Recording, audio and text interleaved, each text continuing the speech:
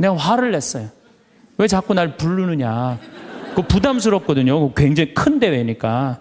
아니 내 손에서 아무것도 안 나온다는데 왜 자꾸 부르느냐. 좀 이 손에서 능력 나오는 신부님들 불러라. 그랬더니 그 교우들이 위원들이 하는 말이 신부님 걱정하지 말라고. 신부님은 손에서 안 나오는 대신 입에서 나오니까 걱정하지 말라고.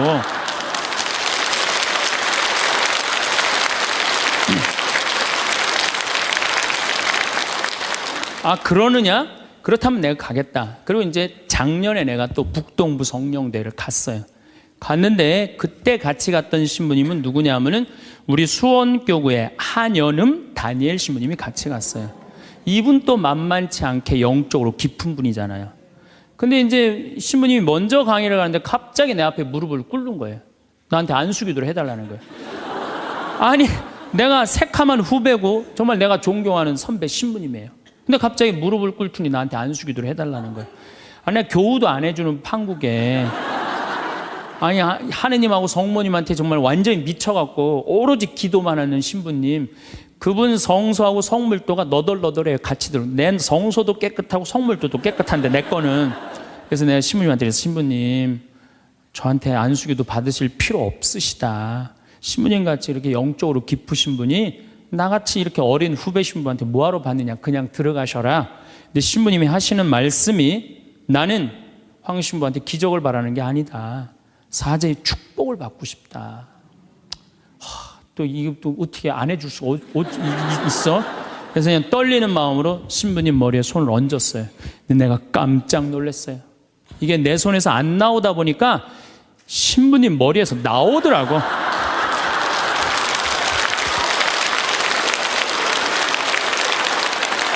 아니 정말로 성령의 기운이 느껴지는 거예요. 정말로. 이야 이러는 수도 있구나. 이게 내가 안 나오면 머리에서 나오는 수도 있구나.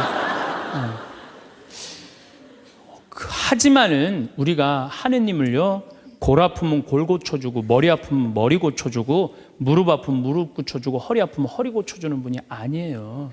하느님은요, 찬양 받으실 분이에요. 하느님은 영광 받으실 분이에요. 하느님 우리 심부름꾼 아니에요. 그것도 돈이나 많이 주면서 시키면 내가 몰라. 달랑 1,000원 주면서 뭘 그렇게 많이 시켜. 그러니까 자꾸 간구 기도를 하다 보면 어떤 유혹에 빠지느냐 하면은 여기가 아닌가 봐. 천군 보살한테 가는 거예요. 그래서 천주교 교우들이요 전보로 많이 다니는 거예요. 그래서 제가 꼭 성령 기도에 가면은요 제일 당황스러운 게 그거예요. 내가 성령 기도에 가면은 할머니들이 신부님 골이 아파요, 무릎이 아파요, 허리가 아파요, 안수기도 해달라는 거예요. 근데 저는 신부 될 때 이 제단에 엎드려서 하느님한테 2가지를 청했어요. 하나는 강론 잘하게 해달라고. 근데 정말 저는 누워서 그렇게 기도했어요. 왜 제가 그 기도를 청했느냐 하면은 저는 초등학교 때부터 발표 때마다 선생님이 제일 먼저 너 일어나서 발표하라고 그랬어요. 그리고 책 읽을 때도 항상 나보고 읽으라고 그랬어. 목소리가 좋으니까. 그러니까 내가 받은 달란트는 뭐야? 말하는 거, 말하는 거. 그리고 신부가 말씀 전하는 사람 아니에요. 그래서 강론 잘하게 해달라고 내가 정말로 엎드려서 간구했어요. 근데 뭐 1년에 300회, 내일도 전주 중앙성당에 가서 강의하고 또 전주에 있는 중학교에 가서 그 학부형들하고 선생님들한테 강의해. 내일도 전부 단축 수업한대요. 그 선생님들도 강의 들으게 한다고 일반 학교에 가서 강의하는 거예요. 행복론에 대해서. 그러니까 1년에 한 300회 정도 초청 강연 다니니까 이거 소원 들어주셨어요. 난 너무너무 감사해요. 또 내가 글 잘 쓰게 해달라고. 이제까지 책 3권 썼는데 요즘 쓴 거 사는 맛, 사는 멋. 이거 정말로 많은 분들이 행복하다고 참 전화가 많이 와요. 독자들한테.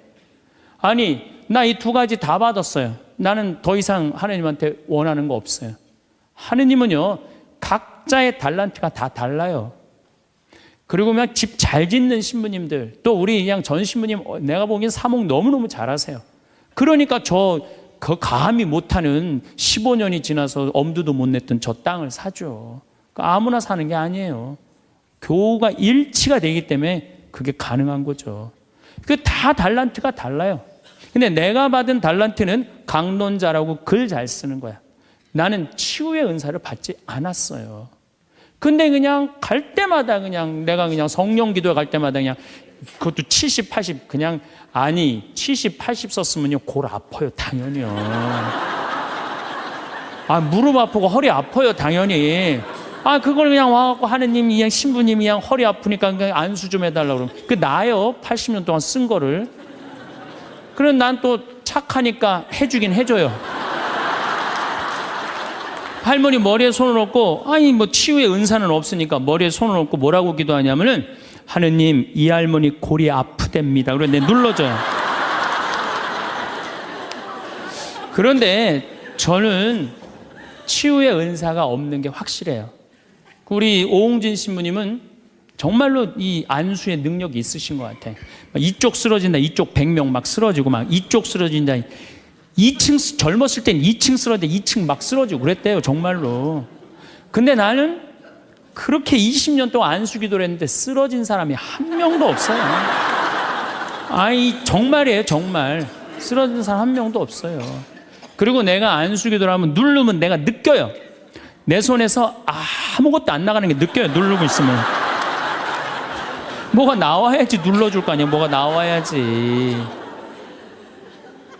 그래서 내가 3년 전부터 안수 기도를 안 하는 거예요. 왜 안 하느냐면은 아무것도 안 나오는데 누르고 있는 나도 한심하고 또 아무것도 안 나오는데 머리 디미는 교우들도 불쌍하고. 그러니까 서로 편안하자 이거예요. 내가 내일 모레 대전 대화동 성당에 강의를 가는데 신부님이 너무 고맙더라고. 아주 목소리가 나 아직 얼굴을 못 뵀는데 신부님이 그러더라고. 저녁에 강의 끝나고 이제 여기는 내가 미사를 하고 강의를 시작했지만 거기는 강의가 끝나고 미사를 봉헌한대요. 그리고 안수기도가 있대요. 근데 신부님이 너무 고맙게 날 아시는 것 같아. 안수는 당신이 하겠다고. 고맙다고 그랬어요. 악마의 유혹에 빠지지 않으려면은 우리는 항상 기쁘게 살아야 돼요. 근데 기쁜 사람은 어떤 사람이 기쁘냐면 긍정적인 사람이 기뻐요. 또 어떤 사람이 기쁘냐 하면은 정말 마음을 욕심이 없는 사람이 기뻐요. 욕심이 꽉 차 있는 사람, 자식 출세하기를 바라는 사람, 돈을 많이 벌기를 바라는 사람, 그냥 높은 자리에 올라가기를 원하는 사람, 이런 욕심이 있는 사람들은요 기쁘지 않아요. 마음을 완전히 비우고 오늘 하루를 즐겁게 사는 사람. 여러분들 영어로 내가 좀 유식한 말을 영어로 선물이 뭐냐면은 프레젠트예요. 근데 오늘이라는 뜻도 영어로 프레젠트예요. 오늘은 하느님이 주신 선물이에요. 오늘은 과거 지나간 과거 여러분들 묻지 마세요. 아무리 과거를 돌이키려고 해도 과거는 돌이킬 수가 없는 거예요. 과거에 연연하는 사람들 우울증에 걸려요. 그 다음에 미래에 대해서 미리 걱정하지 마세요. 여러분들이 아무리 걱정해봤자 여러분들이 걱정하는 게 95%는 일어나지 않을 거래요. 전혀 일어나지 않을 것에 쓸데없는 걱정을 하고 있는 거야. 제일 중요한 건 오늘을 즐겁게 사는 거야. 밥 3끼 먹고 눈 콧구멍 2개 있는 게 얼마나 여러분들 감사한 줄 아세요? 콧구멍이 얼마나 2개 있는 게 감사하냐면은 눈 2개 있는 것도 감사하지만 콧구멍 2개 있는 게 얼마나 감사하냐면은 이 콧구멍이요 숨을요 이 냄새를 맡는데요 한쪽만 4시간을 맡는 거예요. 그리고 4시간이 딱 지나고 나면 한쪽이 교대를 해요. 반대쪽이 냄새를 맡는 거예요. 만약에 김치찌개 동시에 2 콧구멍으로 다 맡으면 기절해. 그러니까 여러분이 콧구멍 2개 있는 것만 해도 얼마나 감사한 건지 몰라요. 지금 여기 손가락 10개, 발가락 10개 가지고 콧구멍 2개, 눈 2개 갖고 오신 분들은요 무조건 기쁘게 살아야 된 의무가 있는 분들이에요. 하나님이 다 주신 거예요. 자, 그리고 난 다음에 우리가 유혹에 빠지지 말려면 끊임없이 기도해야 돼. 하느님께서 우리 이제까지 살아오면서 여러분들 은총 너무 많이 주셨어요. 은혜 너무 많이 주셨어요.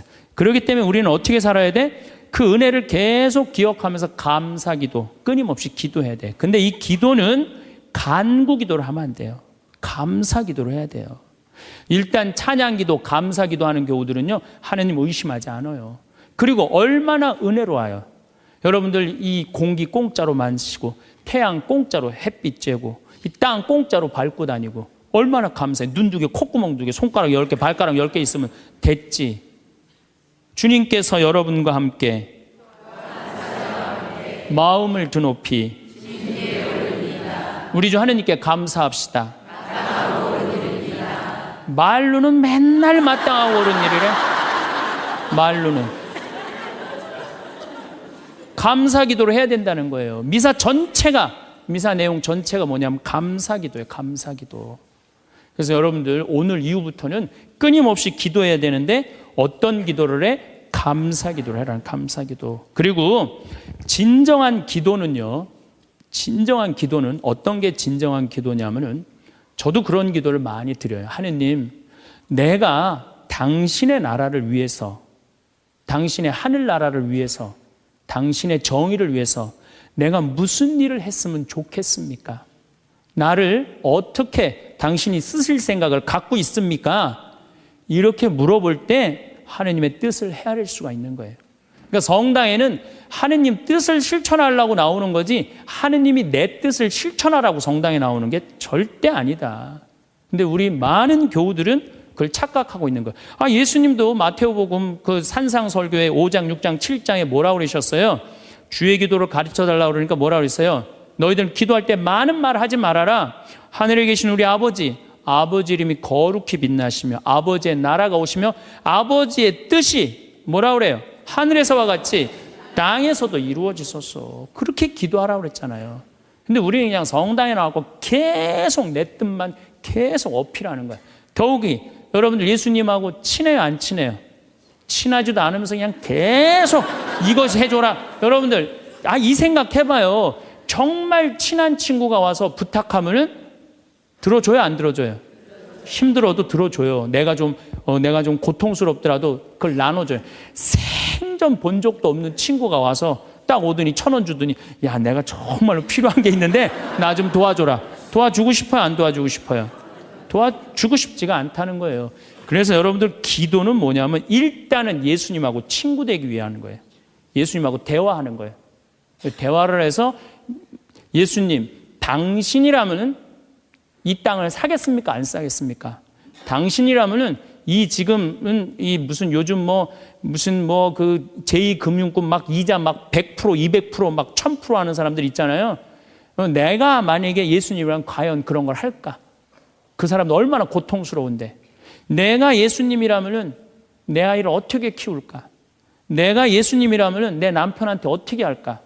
내가 예수님이라면은 아내한테 어떻게 할까? 내 아내한테 어떻게 할까? 이걸 물어보려고 기도하는 거예요. 그래서 기도라는 것은 간구 기도가 기도가 아니야. 그래서 난 묵주기도, 구일기도 보면 딱 지향 하나 두고 그냥 기립다 기도하는데 난 정말로 마음이 아파요. 묵주기도는 저는 요즘 묵주기도 드릴 때 오늘도 내가 묵주기도 5단을 바치면서 연옥에 있는 영혼들 구원해달라고 기도했어요. 왜냐하면 성모님이요 그렇게 기도하라고 그랬거든요. 우리 그냥 계속 연옥을 위한 기도, 그 다음에 터키에서 지금 고통받는 사람들, 이런 정말 죄인들, 이런 사람들은 생전 기도하지 않고 그냥 대학 입시, 그냥 수능 잘 보게 해주고, 그냥 당 팔리게 해주고, 애 생기고 해주고, 이런 기도는 자꾸 하느님하고 멀어질 수도 있다는 얘기예요. 그걸 다 들어주지 않으세요, 하느님이. 어떻게 다 들어줘요? 내가 할 일이 있는 거지. 또 기도는 예수님의 말씀을 음미할 때 기도가 즐거워요. 예수님 묵상할 게 너무 많지 않아요? 예수님에 대해서 나는 예수님 말씀 중에 내 눈 속에 있는 들보는 보지 못하면서 남의 눈에 있는 티끌을 빼주려고 그러느냐. 자기 눈에는 들보는 못 보고 남의 눈에 티끌. 이거 내가 살아오면서 나도 그렇겠지만은 정말로 많이 봐요, 우리가. 그래서 나의 잘못, 나의 험, 나의 약점, 이거를 항상 볼 수 있도록 노력해야 되는데 우린 그런 걸 안 해요. 예수님 말씀 틀린 말 하나도 없어요. 사람이 안식을 위해서 있는 것이 아니라 안식일이 사람을 위해서 있는 것이다. 이것도 얼마나 멋있어요. 예수님이 과연 어떤 의미에서 이런 말씀을 했는가. 참 묵상할 거리가 너무 많죠. 또 너희들 무엇을 먹을까, 무엇을 입을까, 무엇을 마실까 걱정하지 말아라. 하늘에 나는 새도 다 먹여줄 거다. 그리고 내일을 걱정하지 마라. 내일 걱정은 내일이 할 것이다. 그날 고생은 그날로 충분하다. 여러분들 오늘 하루 종일 일하고 여기 오신 분들 많으시죠? 얼마나 피곤해. 가서 씻고 누워서 그냥 쉬고 싶은데 여기까지 온 분 예수님, 내가 지금 예수님 이 자리에 있으면은 이 말 하고도 남았을 것 같아. 너희도 오늘 고생으로 충분한데 내일 걱정하지 말아라. 내가 다 알아서 해줄게. 예수님 분명히 그랬을 거예요. 이 말씀을 내 마음 안에 살아 움직일 때 여러분들은 진리가 너희를 자유롭게 하리라 처럼 정말로 자유롭게 살 수 있어. 근데 예수님 말씀이 하나도 없어. 그냥 성서 하나 붙잡고 하루 종일 묵상해 본 적도 없고 일주일 내내 묵상해 본 적도 없어. 그냥 성서를 읽은 적도 없어. 그러면은 여러분들은 기도가 어려운 거예요. 점점 기도하는 방법을 잃어버리는 거예요. 고생하며 무거운 짐을 진 너희는 모두 나에게 오라. 내가 너희에게 안식을 주겠다. 얼마나 내 멍에는 가볍다. 얼마나 좋아요. 예수님 말씀을 가만히 묵상해 보면은요, 다 위로의 말이야. 내가 너를 너무 사랑하니까 걱정하지 마라. 내가 있는데 뭐가 그렇게 걱정이 많으냐. 전부 그런 내용이에요. 함께 하겠다. 내가 너희와 함께 하겠다. 나는 너를 이제 종이라 부르지 않고 뭐라고 부르겠다? 벗이라고 부르겠다. 예수님 행하신 행적을 봐요. 가난한 사람, 팔 하나 없는 사람, 눈 먼 사람, 귀 먼 사람, 나병으로 고생하는 사람, 또 죄 속에 있는 죄녀, 창녀, 가늠한 여인, 이 세상에 오셔서 그런 버림받고 고통받는 이들 속에서 사시다 가셨잖아요. 그분 삶을 가만히 이렇게 드라마를 보듯이 쫙 보면은 이거 끊임없이 기도할 수 있어요. 해도 끝이 없어. 예수님의 삶을 묵상한다는 게. 그러면은 그 안에서 예수님과 하나 되면은요, 그 다음 단계, 더 높은 단계의 기도를 할 수 있어요. 근데 맨날 이거 달라, 저거 달라, 요거 해달라, 저거 해달라 그러면요, 그 사람은 깊이 신앙생활을 할 수가 없어요. 그럴 것 같아요? 안 그럴 것 같아요? 그렇죠? 그러니까 오늘 이후부터는 간구기도 하지 마세요. 이미 너희들 필요한 거 하느님 아버지가 이미 알고 있다. 그러시지 않으셨어요? 예수님이 그러셨거든요. 예수님 말씀은 되씹으면 되씹을수록 깊은 맛이 나요. 그래서 기도라는 건 뭐냐면 영적인 하느님을 느끼는 거예요. 영적인 하느님을 느끼는 거. 자, 우리가 기도가 구송 기도가 있다고 그러죠? 그 다음에 무슨 기도가 있어? 묵상 기도가 있죠? 그 다음에 무슨 기도가 있냐면 관상 기도가 있어. 관상 기도. 그 다음에 이제 좀 어려운 단계로 넘어가면 일치의 기도가 있어요. 그게 무슨 기도냐면은 성당에 앉아서 하느님을 느끼는 거예요. 온 우주에 시편 19편 그 말도 소리도 비록 이야기 없어도 온 세상으로 퍼져나간다는 하느님을 느끼는 거야. 그러면은 성당에 1시간 앉아 있어도 1분 지나가는 것처럼 후딱 지나가요. 어떨 때는 3시간도 후딱 지나가요. 하느님을 느끼는 거냐. 말씀이 이제 넘어서서는 온 우주에 꽉 차 있는 하느님을 느끼는, 살아있는 현존하시는 하느님을 느끼는 거야. 그런 하느님을 느끼다 보면은 이제 성인들이 이제 그 다음엔 어느 단계로 가요? 탈원 상태 가는 거. 온전히 하느님을 느끼는, 희열을 느끼는 거죠. 세상 아무것도 필요 없어. 돈도 명예도 권세도 아무것도 필요 없어. 내 하느님만 내 안에 살아있다면 모든 게 행복한 거야. 그래서 끊임없이 기도하면 악마의 유혹에 넘어가지 않는다는 거예요. 그래서 여러분들은 이제 제가 제일 걱정인 게 50살 되신 분들 60년 남았어요. 아니 어제 발표 나왔잖아요. 2040년에 평균 연령이 몇 세라고?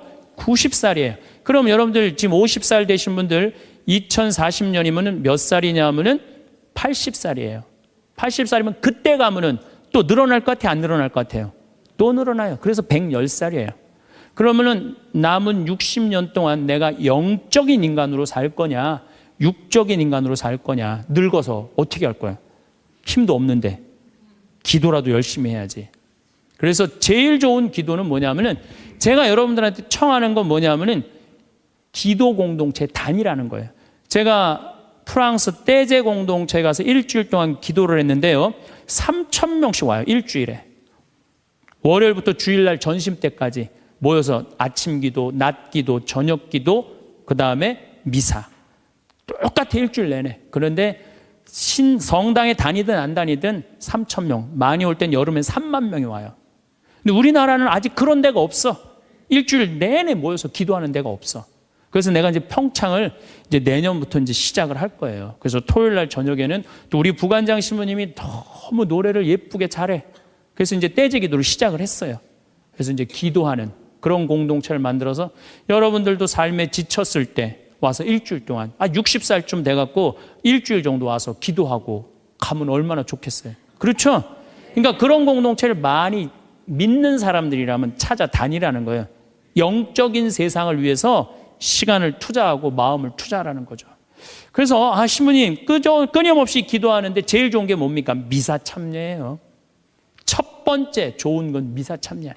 미사 참여 1년 내내 평일 미사 다니시는 분들은요, 말할 수 없는 마음 안에 기쁨이 있어요. 1년 내내 미사 안 빠지시는 분들, 제가 말씀드리는 거 무슨 말인지 아시죠? 그 시간이 얼마나 좋아. 조용하고 이 성당 안이 얼마나 세상하고 완전히 단절된 거 아니야. 그 시간만은. 그리고 예수님하고 하나 되는 시간이잖아요. 그래서 아무리 힘들어도 직장 끝나고 난 다음에 가방 들고 와서 미사 참여하고 가는 사람들, 이 사람들은 제일 행복한 사람들이에요. 그래서 미사야말로 가장 완벽한 기도다. 그래서 여러분들 주일 미사 말할 것도 없고 평일 미사 시간 내서 오시면요, 하느님께서 이끌어 주셔요.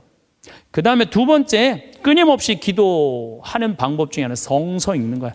제 경험에 의하면은 구약 성서부터 신약 성서 끝까지, 처음부터 끝까지 완전히 정독 5번만 하면은요, 이 세상 사는 길이 보여요. 하느님의 섭리가, 역사하심이 보여요. 그리고 어떻게 살아야 되는지 정말 마음에 진리가 흘러 넘쳐요. 그래서 성서를 읽어라.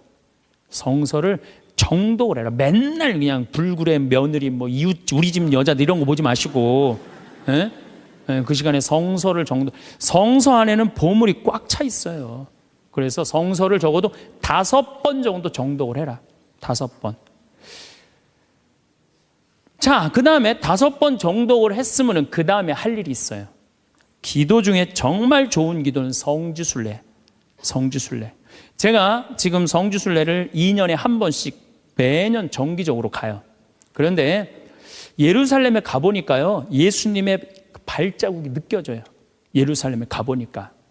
그리고 갈릴레아 가보니까 물고기가 밤에 얼마나 튀는지, 예수님이 밤새 제자들이 물고기 잡는 거 보면서 참, 물고기 저쪽에서 튀는데 이쪽에서 막 한 것 같아 보니까, 그냥 예수님이 그 2000년 전에 행하셨던 말씀, 그게 다 살아 움직이는 거예요. 이집트에 가갖고 출애굽 경로를 밟아서 시나이산 꼭대기, 모세가 십계 받으러 갔는데 올라가 보고 예루살렘에 내가 들어갈 때 이스라엘 백성이 얼마나 기뻤을까 느껴져요. 사도 바오로가 예수님 이제 다마스커스에서 회개하고 난 다음에 이 그리스, 터키 이거 전부 교회 세우러 7개, 필라델피아 교회, 이런 교회들 전부 다 세우러 가는데 지난 2월 달에 갔다 왔거든요. 그냥 예수님이 그냥 막연하게 멀리 느껴지는 게 아니라 예수님이 살아 움직이는 거예요. 그래서 여러분들 성지순례 참 중요한 거. 물론 우리나라 안에도 좋은 성지들이 너무 많아요. 우리 성인들이 얼마나 예수님을 사랑했는지. 그러니까 시간 되면은 돈 모아서 제일 남는 거, 가장 적은 돈으로 가장 최고의 효과를 낼 수 있는 건 성지순례. 그래서 예루살렘 한 번은 갔다 오라는 거예요. 예루살렘. 나는 아직까지 하느님 20년, 30년 믿으면서 예루살렘, 베틀레헴, 나자렛 한 번도 아직 갔다 온 적이 없다. 한번 손 들어보세요. 내가 절대 욕 안 할 테니까 한번 손 들어보세요. 손 들어. 한 번도 안 갔다 왔다. 손 들어보세요. 자, 이 사람들 이거 회개해야 되는 사람들이에요. 자, 여러분들 이 세상에 한 번 오셨어. 내가 하느님을 믿어. 하느님을 믿는데 예수님이 활동하고 가신데 한 번 좀 가보고 싶지 않아요? 그럼 지금부터 개 모으세요. 개 모으셔갖고, 나는 우리 여의도 순복음교회가 한 번 거기 성주순례를 갔는데 몇 명이 한 3,000명이 갔다. 3,000명. 3,000명이. 여러분들도 우리 능평성당 내가 있을 때 어른들 700명 갔잖아요. 한번 한 2년 개 모아갖고 우리 전 신부님이랑 한번 1,000명 한번 쫙 한번 가봐요. 그럼 아마 일생 일대 너무 은혜를 많이 받을 거예요. 그 은혜는 마치 이스라엘 백성이 에집트를 200만 명이 200명 그건 뻥이겠지만은 어쨌든 하여튼 가듯이 그런 뜨거움을 아마 느끼실 거예요. 저는 그래서 우리가 끊임없이 기도하는데 정말 좋은 거는 성지순례다. 돈 모아서 성지순례 가라. 다시 한번 말씀드리지만 재물은 쓴 것만 재물이에요. 쓴 것만 내 재물이에요. 제가 지난번에 산호세 강의를 갔는데 나를 비행장에 데려다 준 자매가 하나 있어요. 친구가 5억을 떼어먹고 갔대요. 재산이 싹 날아갔대요. 근데 유일하게 자기가 아깝지 않았던 거, 성지순례 간 것만 아깝지 않더래요. 그거 갔다 오기를 얼마나 잘했는지 성지순례 때마다 갔다 온 게 그것만 자기 마음 안에 살아 움직이더래요. 여러분들도 나중에 이 돈 저 돈 띄어먹고 땅치고 통곡하지 말고 미리 지금 돈 모아서 성지순례 갔다 오십시오. 그리고 묵주기도 우리가 가장 쉽게 할 수 있는 기도예요. 누워서도 할 수 있고, 뭐 반신욕하면서도 할 수 있고, 걸어가면서도 할 수 있고. 묵주기도도 성모님 말씀대로 죄인들의 회개를 위해서, 영혼들의 고통 덜어주기 위해서, 그 기도가 저는 묵주기도 중에 가장 아름다운 기도라고 생각을 해요. 그래서 우리의 기도를 불쌍한 영혼들이 많이 기다리고 있으니까 그런 지향을 두고 그냥 수능 잘 보게 해주고 애 생기게 해주고 월세 나가게 해주고 땅 팔리게 해주고 그런 기도하지 마시고, 이렇게 끊임없이 기도하는 사람은요 악마의 유혹에 빠질 시간이 있겠어요 없겠어요? 당연히 없어요. 당연히. 자, 그 다음에 어떤 처지에서든 감사하여라. 감사하는 사람 또 유혹에 안 빠져요. 여러분들 북한에서 안 태어나고 남한에서 태어난 거 감사해요 안 감사해요? 북한은요 정말로 굶어 죽어요. 굶어 죽어요. 평양 근교만 빼놓고 나머지는 다 굶어 죽는다고 보시면 돼요. 이제 겨울이 시작되면은요 이 사람들 뗄감이 없어요. 석유 석탄이 없기 때문에. 그래서 산에 나무 잘라다가 또 해요. 그리고 어떤 집은 작년에는요 그 뗄감조차도 없어서 밥도 못 해갖고 그대로 얼어 죽은 사람들도 많다는 거예요. 근데 우리는 얼마나 잘 먹고 잘 살아요. 감사해요 안 감사해요? 감사해요. 여러분들 후쿠시마에서 안 태어나고 대한민국에서 태어난 거 감사해 안 감사해? 이거 여러분들 깊이 묵상해야 돼요. 왜냐하면 일본은 1년에 지진이 5,000번 일어나요. 5,000번. 하루에 15번 일어나요.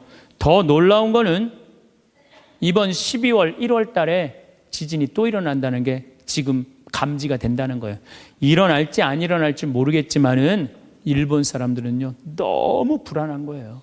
근데 우리나라는 지진이 1년에 몇 번 일어나는 줄 아세요? 15번 정도 일어나요. 근데 이 중에 지진의 강도가 2.7에서 3.2예요.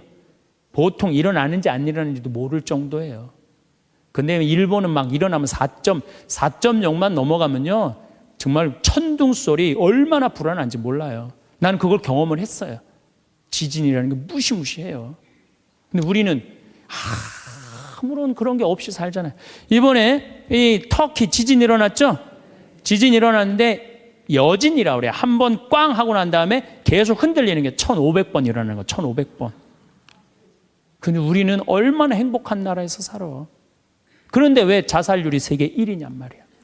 국민들이 욕심이 많아서. 욕심이. 이유는 딱 한 가지예요. 욕심이 너무 많아요. 대한민국 사람들 이 정도면 잘 사는데 왜 이렇게 욕심이 많은지 모르겠어요.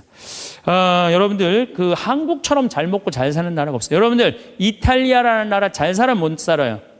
잘 살죠? 그런데 이탈리아가 우리나라가 경제력은 세계 13위지만은 소비 지수는 7위예요. 7위. 정말 잘 먹고 잘 사는 나라가 우리예요. 내가 뭐 예전에 방송에도 한번 말씀드렸지만 우리나라 갈비집에 가보면요 진짜 잘 먹어요. 갈비 막 먹으러 가면은요 막 이렇게 한 상 반찬 나와요. 그냥 그 계란찜, 그 다음에 무슨 뭐 단호박 삶은 거, 메추리알, 뭐 그 다음에 무슨 뭐 사라다, 무슨 야채 사라다, 국물 김치, 뭐 별게 다 나와요. 그 다음에 파랑 국수 말아서 나와요. 그리고 4명이 가면 4인분 시켜요. 4인분 시키면 그냥 배가 빵빵해. 한국 사람들은 배 빵빵하면 안 돼. 갈비집에 가고 배 터질 때까지 먹어야 되냐. 2인분 더 시켜요. 더 시켜서 먹고 난 다음에 그래도 우린 분이 안 풀려. 그냥 아줌마가 하나 쓱 나와서 이렇게 물어봐요. 냉면을 먹을래? 된장찌개를 먹을래? 그냥 그거 먹고 커피 공짜로 먹는 나라가 어디 있어요. 잘 먹어요. 횟집도 마찬가지예요. 횟집도 일본에 갖고 내가 회 정식 시켰는데 회가 딱 2점 나왔어요. 이게 맛백인가 보다 그러고 홀딱 먹었어요. 아무리 기다려도 회가 안 나와요. 왜 안 나오냐니까 그게 다라는 거예요. 우리나라는 횟집에 가면 뭐부터 나와요? 씻기다시 나오죠? 개불, 멍게, 해삼, 전복, 낙지, 꽁치 소금에 구운 거, 미역국, 조개탕, 별게 다 나와요. 그리고 그냥 또 회가 나오면 그냥 한 50점 나와요. 배는 꽉 찼는데 50점이 또 나와. 어떻게? 먹는 방법이 있어요. 상추에다가 회를 올려요. 그 다음에 마늘하고 고추하고 된장을 찍어갖고 상추를 동그랗게 말아요. 그 다음에 목구멍으로 밀어 넣는 거예요. 보면 계속 목구멍까지 찼어. 그래도 분이 안 풀려. 어떻게 하느냐면은 매운탕 또 시켜 밥 한 그릇 또 해갖고. 그런데도 왜 자살률이 세계 1위냔 말이에요. 욕심이 너무 많아서 그래요. 이 정도면 잘 살지 않아요? 이 정도면 잘 살지 않아요? 여러분들, 우리 여기 할머니들 1959년에 우리나라가 UN 120개 국가 중에 GNP가 몇 위였느냐면 119위였어요. 1959년에. 꼴등이야, 꼴등. 그때는 정말로 똥구멍이 찢어지게 가난하게 살았어요. 똥구멍이. 다시 한번 똥구멍 찢어지는 거 얘기해 드릴게요. 9월에 추수하면 2월에 먹을 게 떨어져요. 보리는 5월에 피는데. 그러면 그냥 무슨 칡해서 먹고 쑥해서 먹고, 그것도 안 되면 4월 달에 소나무 속껍질 벗겨요. 햇빛에 말려갖고 갈아갖고 쌀은 요만큼, 소나무 껍질은 이만큼. 그러니까 밥을 져서 먹으면 등짝에 붙었던 배가 쑥 나와요. 얼마나 좋아. 근데 문제는 이 섬유질은 소화가 안 돼요. 수분만 빠지고 다시 딱딱하게 대장에 가서 돌덩어리가 되는 거야. 똥을 넣으면 부드러운 똥이 나오는 게 아니야. 이 돌덩어리가 나오는 거야. 그러니까 이 돌덩어리를 빼내니 집집마다 뒷간에서 똥구멍 찢어지는 소리가 그냥 이 집 저 집에서 막 나는 거예요. 그게 1959년에 있었던 일이에요. 1959년. 그런데 불과 60년 만에 이렇게 잘 살 수가 없어요. 이렇게 잘 살 수가 없어요. 여러분들, 저는 요즘 그리스 보면서요, 정말로 내가 대한민국 사람. The city keeps me running after things I cannot hold. Another month, another train, another story getting old. I tell myself I'm doing fine, I say it like it's true, but every road gets quiet when it leads me back to you. The house looks smaller every year inside my memory. The kitchen table crooked framed the way things used to be. I never thought the ordinary could become gold until I had to miss it from so far from home. Some things never leave you, no matter how far you go. 이라는 게 얼마나 자랑스러운지 몰라요. 그리스라는 나라는 지금 BC 526조에 BC 526조. 그런데 이거 그리스라는 나라 우리나라보다 훨씬 못 살아요. 우리나라보다 30이야. 경제 규모가 3분의 1밖에 안 되는 나라예요. 그리스라는 나라가. 그런데 이 나라가 전부 빚 갖고 사는 거, 빚 갖고. 애 셋 낳으면 일 안 해도 돼. 애 셋 낳으면 다 우유값까지 다 나와요. 양육비 다 나와. 대학 들어가갖고 뭐 3년, 4년, 뭐 1학년 다니다가 2학년 다니기 싫어하고 10년 후에 들어가면 그때도 공짜야. 끝날 때까지 공짜예요. 뭐 갖고? 빚 갖고. 그래갖고 좀 이제 이 빚이 이렇게 나라 빚이 많으니 허리띠 좀 졸라 매자 그랬더니 내 연금은 못 깎는다. 맨날 데모하는 거예요. 그 다음에 막 정부 기관에 그냥 저기 막 전기 끊고. 그게 저러고 있는 거예요. 지금 아직도. 근데 우리나라는 1997년에 IMF 터졌을 때 어땠어요? 국민들이 전부 뭐 했어요? 금 모았잖아요. 금. 내가 그래서 여러분들 마지막으로 금 모으기 운동이 우리가 얼마나 대단한 건지 지금부터 잠깐 읽어 드릴 테니까 한번, 이게 누가 쓴 거냐면 이름도 무지 어려워요. 슝홍빙이라는 중국 사람이 쓴 거예요.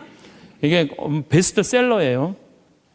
냉전 시기 미국의 맹방이던 또 하나의 나라 한국은 금융위기가 닥치자 미국의 구원에 손을 내밀었다. 한국 사람들은 미국이 그토록 단호하게 거절하리라고는 꿈에도 생각하지 못했다. 우리가 도와달라고 그랬는데요, 싹 거절했어요. 월가를 대표하는 재무부는 끝까지 반대했다. 심지어 올브라이트가 경제학을 모른다고 비난하기까지 했다. 결국 클린턴 대통령은 재무부에 손을 들어주었다. 여기서 그 다음에 중요한 얘기가 나와요. 재무장관 로버트 루빈이 보기에 이번 위기야말로 한국 경제의 빗장을 열어젖힐 절호의 기회다. 그러니까 이제 IMF 때 우리나라에 들어와서 기업 다 먹을 기회다, 이 얘기예요. 그는 구원을 청하는 옛 맹방인 한국을 과거보다 훨씬 가혹한 조건으로 대하라고 지시했다. IMF는 미국 재무부의 압력 아래 한국의 원조 조건에 온갖 가혹한 조건을 덧붙였다. 그래서 우리나라가 얼마나 고통스러웠어요. 한국이 즉시 미국에 유리한 조건으로 미국과의 모든 무역 마찰을 해결할까지 포함했다. 그동안 마찰이 많은데 미국한테 다 손들었어요. 분노한 한국민들은 IMF가 언제나 미국 편에 서서 갖가지 불합리한 조건을 내건다고 비난했다. 한국 정부는 하는 수 없이 미국의 조건들을 받아들이고 미국이 은행 지점들을 한국에 설립하도록 허락했다. 시티은행, 그 미국 은행이에요. 외국 기업들이 보유할 수 있는 상장회사의 지분은 원래는 26%라 이 운영권을 못 갖고 있었는데 그때 50% 상향 조절했어요. 외국인이 개인이 소유할 수 있는 기업의 주식 지분은 7%에서 50%로 늘어났어요. 그래갖고 외환은행 전부 다 론스타한테 뺏긴 거죠. 한국 기업은 반드시 국제회계의 원칙에 따라 했으며 금융기관은 국제회계사무소의 회계 감사를 받아야 했다. 참. 그러나 국제금융재벌들은 한국의 강한 민족성들을 너무 얕잡아 보았다. 한국의 협의를 체결하기만 하면 당장이라도 몰려들어 사냥감을 물어 뜯을 판이었다. 우리나라 현대 삼성 다 먹을 판이었다는 얘기예요. 그런데 고립무원, 완전히 고립무원의 사면 초가에 빠진 한국인들은 나라를 구하겠다는 일념으로 너도 나도 금모기 운동에 나서서 정부를 도왔다. 이때 금모은 게 21억 달러예요. 한국에 돈 한 푼도 없었을 때. 놀라운 거는 금모기 하고부터는 5억 달러 수출 계속 적자였다가 이때부터 흑자로 전환하기 시작해. 이게 흑자의 출발점이 돼요. 금모기 운동이. 그래서 이걸 극복한 나라예요. 서양의 기업들은 한국 대기업을 거의 하나도 사들이지 못했다. 한국 경제는 가장 어려웠던 1998년 여름의 악몽에서 완전히 빠져나올 수 있도록 수출을 빠르게 회복했다. 금모기 운동부터 그랬다는 거예요. 국제금융재벌들과 미국 재무부는 공연히 헛물만 켜다가 만샘이 되었다. 뿐만 아니라 한국으로 하여금 정부가 경제를 주도할 절대적인 필요성을 확실히 깨닫게 해줬다. 마이크로소프트가 한국 최대의 소프트웨어 기업을 삼키려는 시도도 물 건너 갔어요. 그러니까 미국 애들이 그때 한국 다 살라고 그랬어요. 근데 그것도 못 샀고 8개의 한국 지방 소프트웨어 기업들에게 그 몫이 돌아갔다. 다 우리나라 기업들이 다 샀다는 얘기예요. 포드가 기아 자동차를 구입하려던 계획도 빗나가 버렸다. 그때 기아가 망했거든요. 근데 빗나가서 우리가 금 모아서 현지 기업이 포드의 꿈을 현대가 구했죠. 꿈을 보기 좋게 꺾어준 것이다. 이렇게 우리나라가 그 IMF를 벗어난 민족이야. 그런데 이렇게 대단한데 아니 정치를 보면은 사회를 보면 한국이 현찮다고 그래. 내가 보기에는 한국이 대단한데 얼마나 대단해. 그리스하고 우리나라하고 정반대 아니에요. 그래서 이 IMF를 넘어서서 지금 이렇게 우리가 전 세계가 지금 금융위기를 겪고 있잖아요. 지금 그리스, 이탈리아, 스페인, 프랑스 다 무너지고 있잖아요. 근데 우리나라는 아직도 경쟁력이 있다는 거예요. 이렇게 대단한 사람들이 모여 살아갖고 우리나라 이름이 대한민국이에요.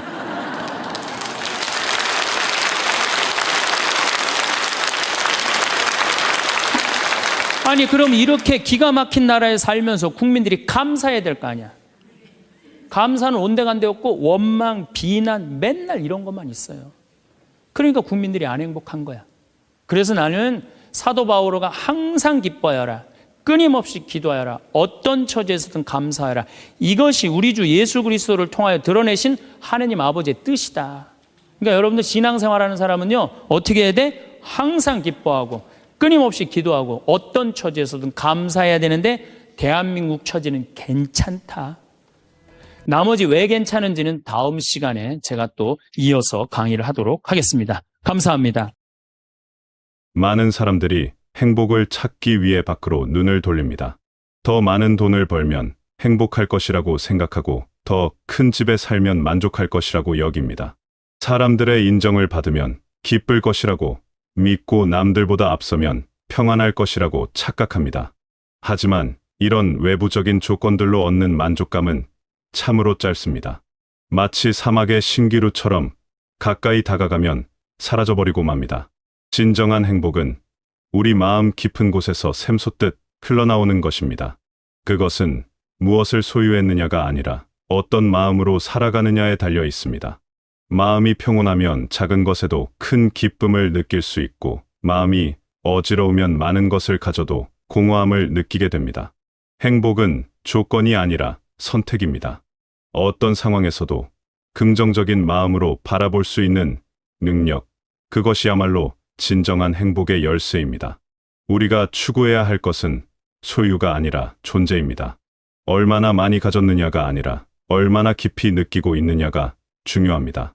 아침에 떠오르는 햇살을 보며 감동할 수 있고, 저녁 노을을 바라보며 평안을 느낄 수 있는 마음, 그것이 바로 행복의 시작입니다.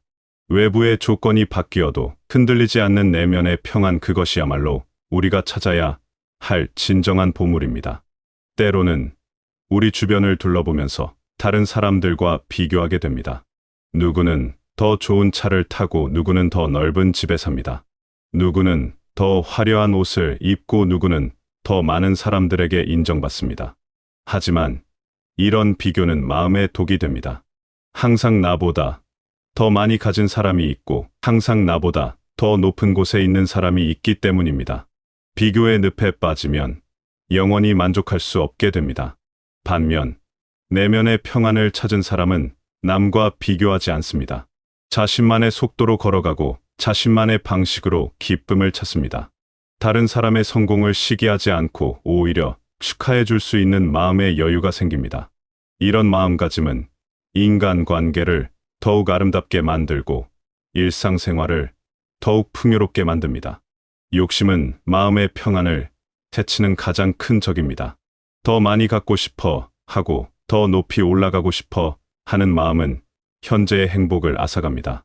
욕심이 클수록 불만도 커지고 불안도 깊어집니다. 반면 욕심을 내려놓고 현재 있는 것에 만족하는 마음은 놀라운 평안을 가져다 줍니다. 욕심 없는 삶이란 게으르거나 무기력한 삶을 의미하지 않습니다. 오히려 더 맑고 깨끗한 동기로 살아가는 것입니다. 남과 비교하지 않고 자신의 속도로 걸어가는 것입니다. 부족함을 한탄하기보다는 충분함을 인정하는 것입니다. 이런 마음가짐은 우리를 자유롭게 만듭니다. 남의 시선에 휘둘리지 않고 남의 평가에 일희일비하지 않게 됩니다. 단순한 삶 속에서 발견하는 기쁨은 특별합니다. 화려한 장식보다는 깔끔한 정리 속에서 평온을 느끼고, 복잡한 관계보다는 진실한 마음 나누기에서 따뜻함을 발견합니다. 많이 먹는 것보다는 맛있게 먹는 것을 중요하게 여기고, 바쁘게 돌아다니는 것보다는 천천히 음미하며 걷는 것을 소중하게 생각합니다. 욕심을 내려놓는다는 것은 포기가 아닌 선택입니다. 정말 소중한 것을 위해 덜 중요한 것들을 놓아주는 지혜입니다. 이런 선택을 통해 우리는 진정으로 가치 있는 것들에 집중할 수 있게 됩니다. 그리고 그 안에서 깊이 있는 만족감을 발견하게 됩니다. 욕심이 줄어들수록 자연스럽게 마음도 가벼워집니다. 무거운 짐을 내려놓은 것처럼 발걸음이 경쾌해지고 표정이 밝아집니다. 항상 부족함을 느끼며 살던 마음이 이제는 충분함을 느끼며 살게 됩니다. 이런 변화는 단순히 개인적인 것에 그치지 않습니다. 가족들과의 관계도 더욱 평화로워지고 이웃들과의 관계도 더욱 따뜻해집니다. 물질적인 풍요가 반드시 마음의 풍요를 가져다 주지는 않습니다. 때로는 오히려 더 많은 걱정거리를 만들어내기도 합니다. 많이 가질수록 잃을 것에 대한 두려움도 커지고 관리해야 할 것들도 많아집니다. 하지만 적당히 가지고 만족하며 사는 사람은 이런 부담에서 자유롭습니다. 진정으로 필요한 것만 갖고 살기 때문에 마음이 홀가분합니다. 감사는 마음을 변화시키는 놀라운 힘을 가지고 있습니다. 똑같은 상황이라도 감사하는 마음으로 바라보면 전혀 다르게 보입니다. 부족한 것에 초점을 맞추면 불평이 나오지만 있는 것에 초점을 맞추면 감사가 나옵니다. 이런 마음의 전환은 우리 삶의 질을 근본적으로 바꿔놓습니다. 일상 속에서 감사할 거리는 무궁무진합니다. 숨을 쉴 수 있음에 감사하고 걸을 수 있음에 감사합니다. 맛있는 음식을 먹을 수 있음에 감사하고 편안한 잠자리가 있음에 감사합니다. 사랑하는 사람들이 곁에 있음에 감사하고 건강하게 하루를 시작할 수 있음에 감사합니다. 이렇게 작은 것들에 감사하는 마음을 갖게 되면 하루하루가 선물처럼 느껴집니다. 감사는 과거를 치유하고 현재를 풍요롭게 하며 미래에 대한 희망을 줍니다. 힘들었던 일들도 감사의 시선으로 돌아보면 성장의 계기였음을 깨닫게 됩니다. 어려움 속에서도 도움을 준 사람들이 있었고 시련 속에서도 배운 것들이 있었습니다. 이런 깨달음은 상처를 치유하고 마음을 따뜻하게 만듭니다. 감사하는 마음은 다른 사람들과의 관계도 개선시킵니다. 감사하는 사람 주위에는 자연스럽게 좋은 기운이 흐릅니다. 불평과 원망 대신 감사와 격려가 있으면 모든 관계가 아름다워집니다. 가족들과의 관계도 이웃들과의 관계도 더욱 따뜻해집니다. 감사는 혼자만의 것이 아니라 함께 나누는 선물입니다. 매일 잠자리에 들기 전 그날 하루를 돌아보며 감사했던 일들을 하나씩 떠올려보는 습관을 만들어보면 좋습니다. 처음에는 특별한 일들만 생각나겠지만 점점 작은 일상의 소중함도 느끼게 됩니다. 따뜻한 물로 목욕할 수 있었던 것, 맛있는 식사를 할 수 있었던 것, 가족들과 평안하게 대화할 수 있었던 것, 이런 평범한 일들이 실은 얼마나 소중한 선물인지 깨닫게 됩니다. 감사하는 마음은 우리를 겸손하게 만들기도 합니다. 혼자 힘으로 이룬 것이 없고 많은 사람들의 도움과 하느님의 은혜로 살아가고 있음을 인정하게 됩니다.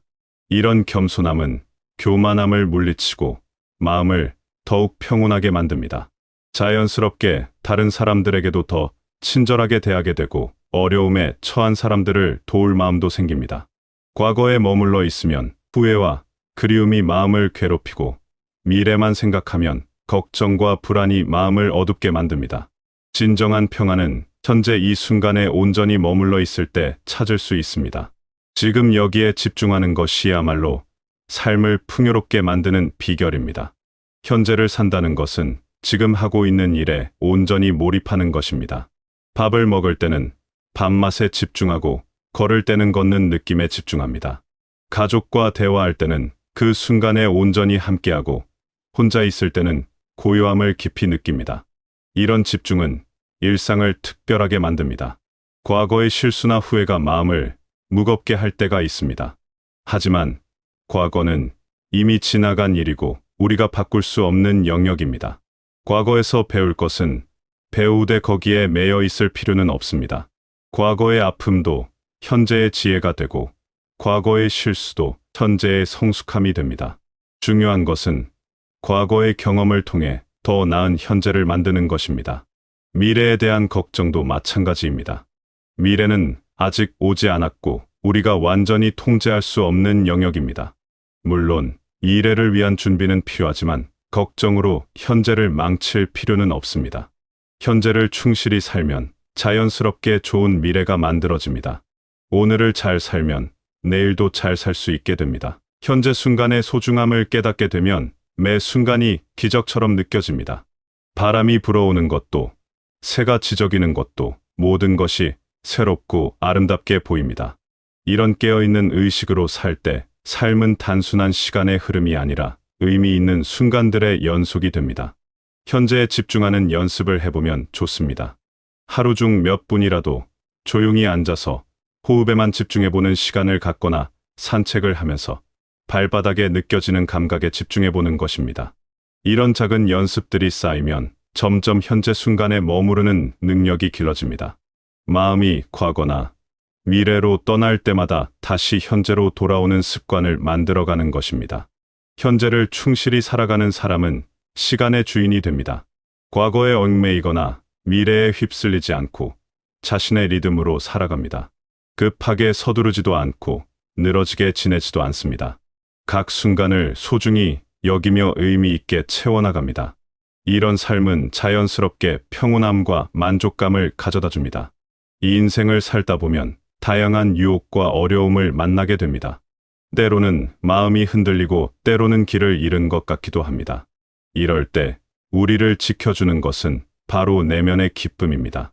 마음속에 기쁨이 있으면 어떤 유혹도 이겨낼 수 있고 어떤 어려움도 극복할 수 있습니다. 기쁨은 단순한 즐거움과는 다릅니다.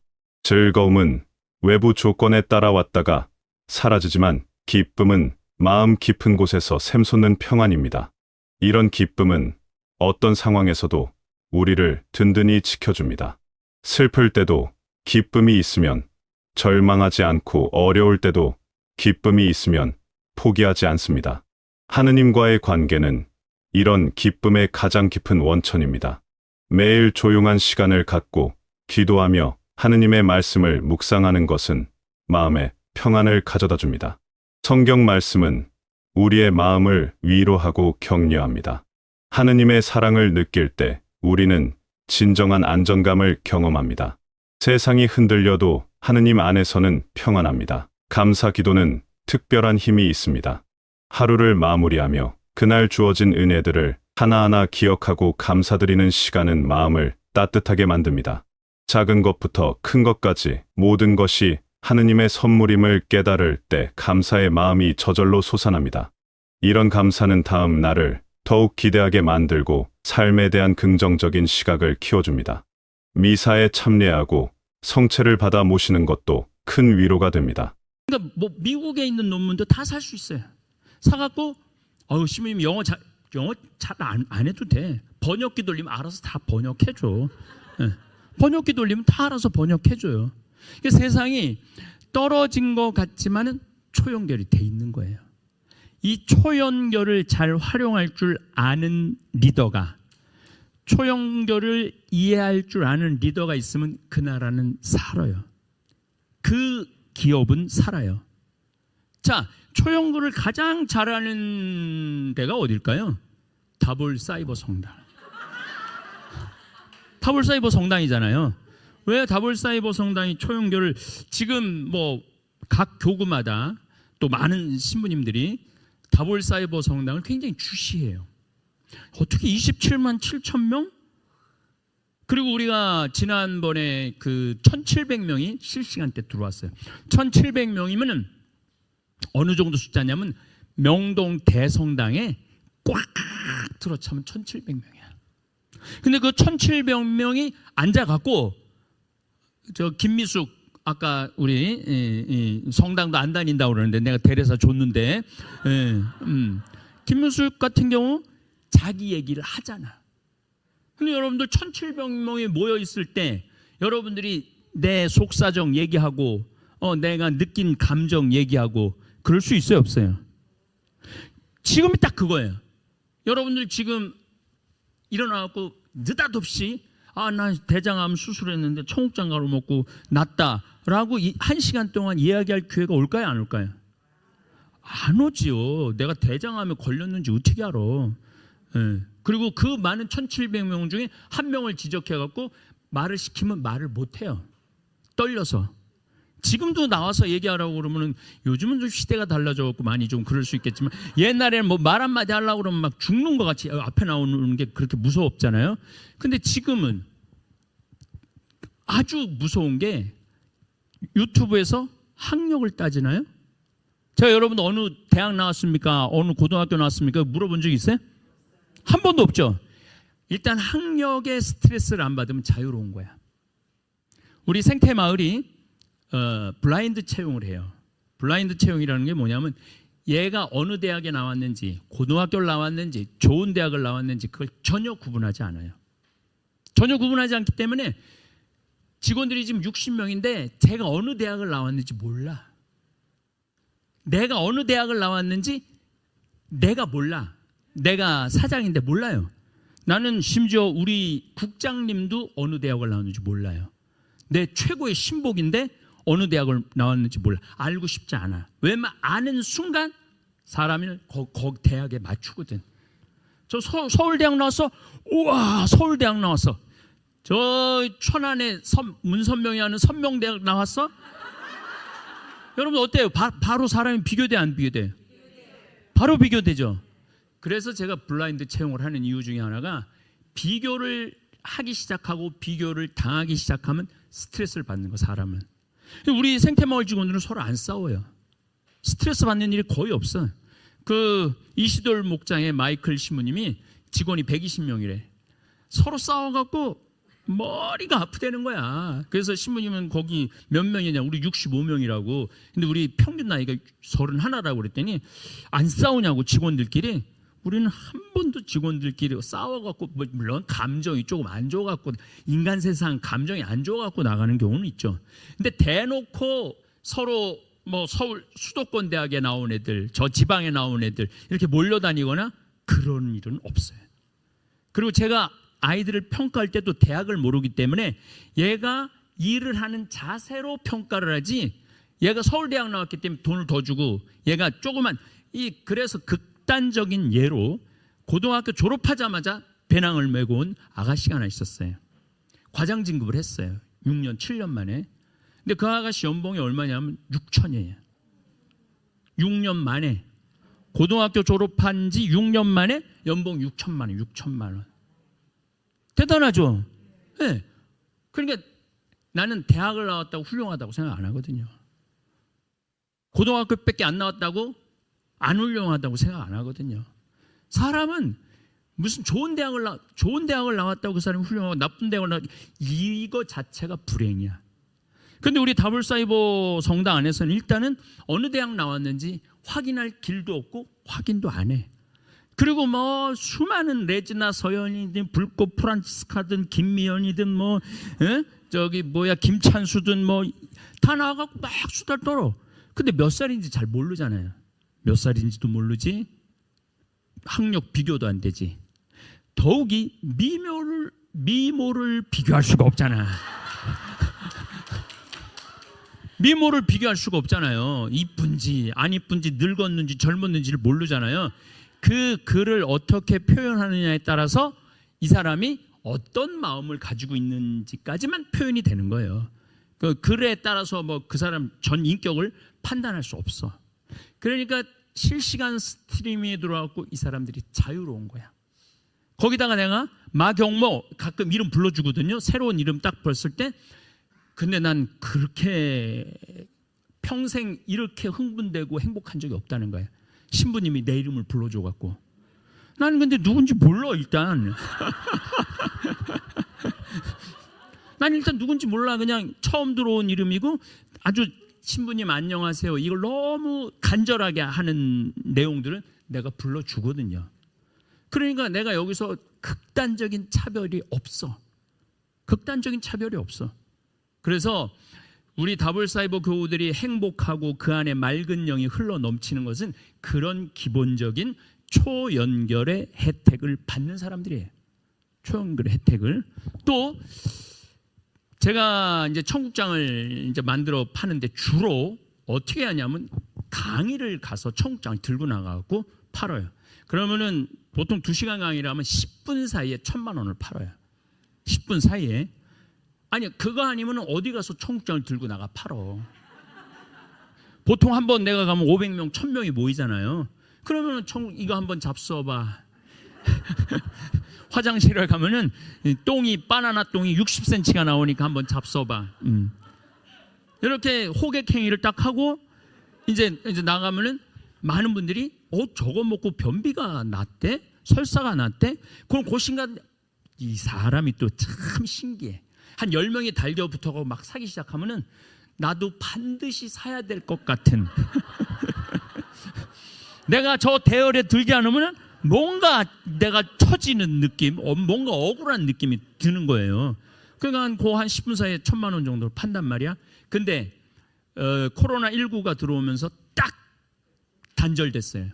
딱 단절됐으니까 나도 물건을 들고 나가 팔 데가 없는 거야. 그럼 나도 거지 되잖아요. 바로 거지 되는 거 아니에요. 물건 나가 팔 데가 없으니까. 그때 제가 생각한 것이 이젠 유튜브다. 유튜브에서 사업을 해야 되겠다. 그래갖고 대전환을 했어요. 여러분들은 잘 모르겠지만은 우리 생태마을 직원들도 뭔지 모르겠지만은 내가 유식한 말로 딱 하나 했어. 플랫폼을 바꿀 거다. 무슨 얘기냐면 플랫폼을 바꾼다는 게 뭐냐면은 내가 본당 강의 나가거나 교구청 강의 나가거나 어디 강의 나갈 때 명동에 강의 나갔을 때 들고 나가서 파는 건 끝이다 이제. 그렇다고 이제 그 풀릴 때까지 가만히 있으면은 그냥 망하는 거죠. 그래서 우린 피정 없다. 그래서 피정비 13억을 다 돌려줬어요. 예. 1년, 우리가 보통 1년, 2년 전에 예약을 하잖아요. 예, 싹 다 돌려줬어요. 신부님, 우리 어떻게 살아요? 걱정하지 마. 오늘부터 유튜브로 모든 걸 다 내보내겠다.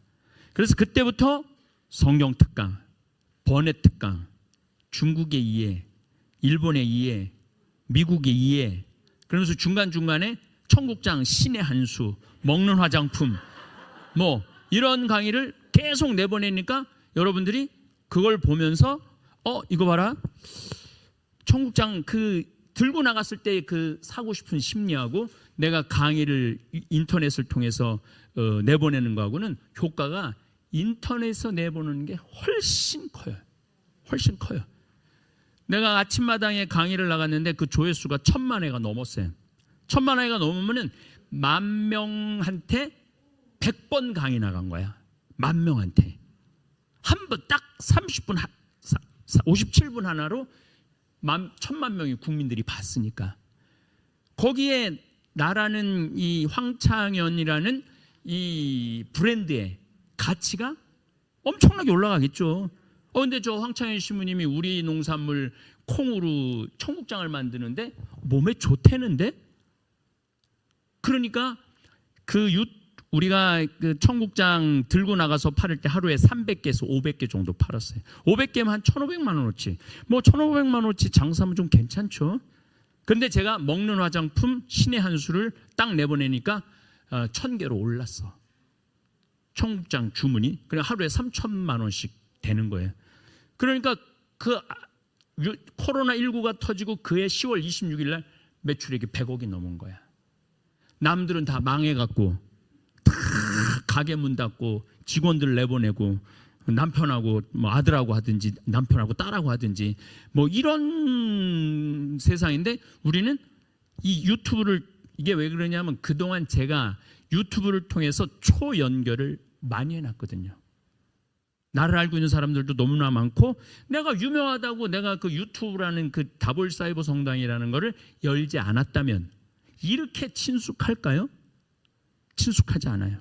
그래서 이제 돈을 벌으려고 그러면은 뭐를 해야 되느냐면 사람이 모여야 돼. 사람이 모이면 무조건 돈이 돼. 근데 비대면이잖아요. 비대면이니까 모일 수가 없잖아요. 어디다 모아? 유튜브 안에 모으는 거예요.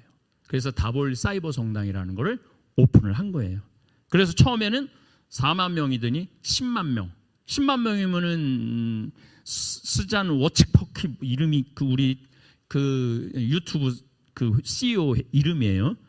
그 양반이 실버 버튼을 보내줘요.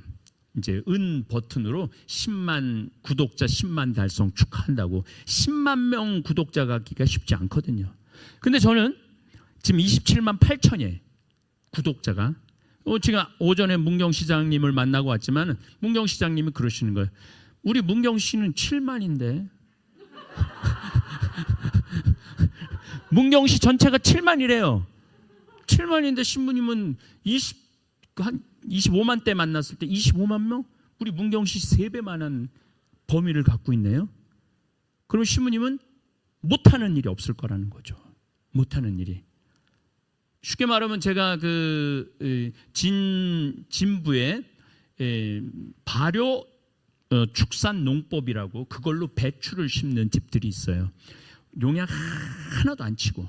왜냐하면 왜 배추에 농약을 치느냐면은 제초제 농약을 쳐갖고 배추의 병충들이 죽는 게 아니고 땅이 죽어요. 땅이 딱딱하게 돼. 왜 땅이 죽느냐면 지렁이가 농약 때문에 다 죽거든. 땅강아지가 농약 때문에 다 죽거든. 근데 여러분들 지렁이가 있는 밭들을 보면은 이렇게 무술하죠. 걔네들이 돌아다니면서 숨을 쉬고 분변토를 내놓는 거야. 그게 최고의 땅이에요. 최고로 좋은 땅. 땅까지 강아지가 막 기어다니면서 구멍을 내고 다니잖아. 그러면 땅이 숨을 쉬어. 근데 농약을 뿌리면 땅이 딱딱해져요. 딱딱해져. 숨도 못 쉬고. 거기다가 배추 모종을 넣으면은 얘가 영양분이 하나도 없잖아. 영양분이 하나도 없으니까 현찮게 자란단 말이야.